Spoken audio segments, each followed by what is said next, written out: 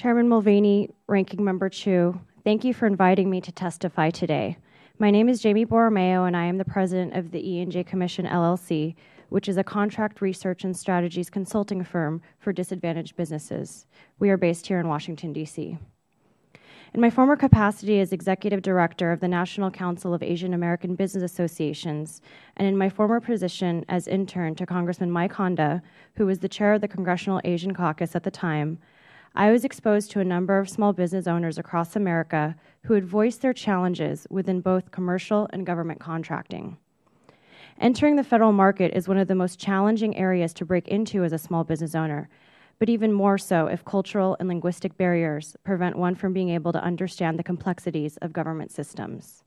So now, after 10 years of working with communities of color, I am certain that institutional discrimination within federal contracting still exists, and this is highlighted in the lack of subcontracting opportunities for our community.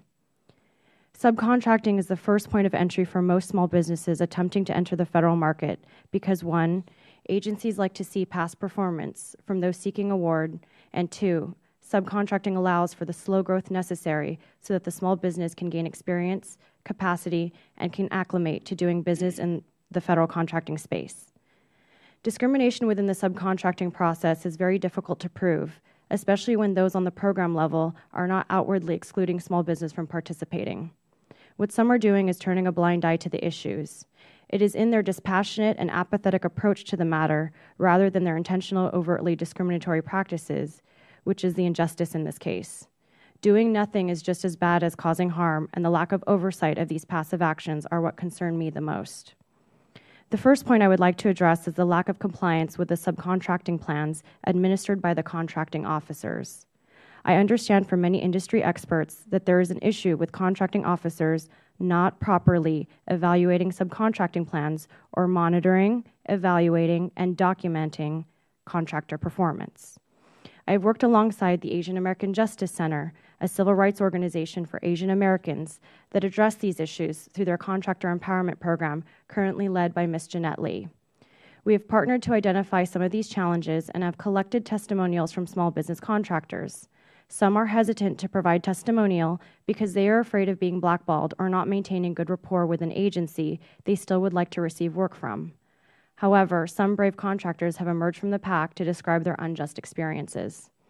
In our findings, we discovered fraudulent practices that create barriers to contracting opportunities for Asian Americans, women, and other minorities, as outlined by Ms. Jeanette Lee in this statement, where she describes bait and switch. And I quote, "Because there is no enforcement, prime contractors often team up with minority contractors in order to win a bid, but then drop them from the contract once they receive the award. I've heard this from several Asian American contractors that this is a prevalent and pervasive occurrence." These, among many others, are testimonials from contractors that are still looking for an entity to hold primes accountable for what was promised to these small businesses. Another issue I would like to point out is that most contracts that are moved from large defense contractors to small businesses to reach set-aside goals are still controlled and dictated by the large contractor in the end, in regards to who needs to be hired, what salaries they will be paid, and what benefits they will receive. The way that this occurs is large contractors keep a list of disadvantaged business enterprises that are willing to do just about anything for a contract. It is common practice for a large contractor to work with an agency to move some of their contracts, which have recently been designated for set-aside programs, to large contractors' preferred vendors. These vendors will then continue to employ virtually all the same employees that the large contractor employed with identical compensation packages. Therefore, in essence, these employees are still working for the large defense contractors who maintain the specifics of their employment throughout the process. When the small business protests, they seem to find that their current and/or future contracts disappear from the federal agency, if not the federal space as a whole. Because the small business owner is hungry for work, they feel lucky to be in the game. Money for morals is what is up for trade here, and until there are more small business opportunities and legitimate ones, it's all one closed network that is circulating contracts and dollars among their own without informing or much less encouraging competition. Lastly, a major issue I would like to present for the record is the lack of market research conducted to find qualified small businesses. With Silicon Valley as my former home, I witnessed some of the most creative, talented, and capable small businesses in the country produce and engineer products and services that are currently provided by large contractors. The boutique-sized company has just as many robust capabilities to do the work. However, because adequate market research is not conducted, government agencies are not utilizing their services. Making the connection with these companies takes additional work, but as one large defense contractor admitted to me, I quote, "We don't have time to look through databases. If we find an opportunity, we're going to our existing contacts." The challenge for subcontracting then becomes who you know, and whom you know is not necessarily determined by your skill, capability, or work ethic. My recommendations to the subcommittee is twofold.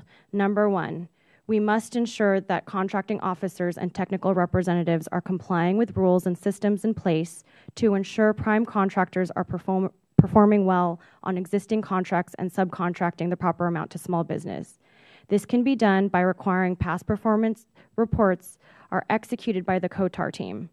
The contractor should perform monthly performance reports and check-ins with the contractors. I interviewed one former contracting officer who said that if the agencies and agency heads made it a priority in the contracting office, surely the contracting officer would as well. It takes leadership to enforce these, and agencies are predominantly focused on prime contracts, but now we need concerted efforts to focus subcontracting efforts.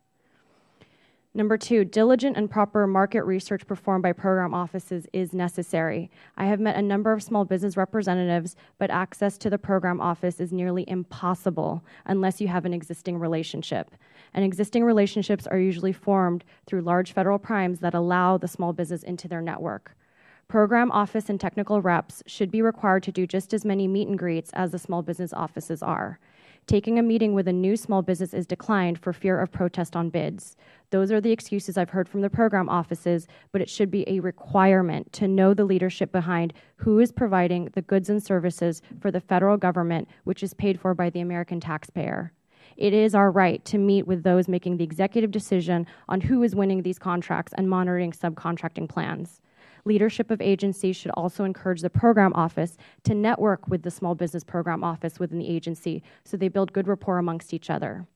I have additional comments I would like inserted in the congressional record that were not stated in this verbal testimony. So in the interest of time, I would like to thank the subcommittee for inviting me to this hearing, and I'd be happy to hear any questions you might have.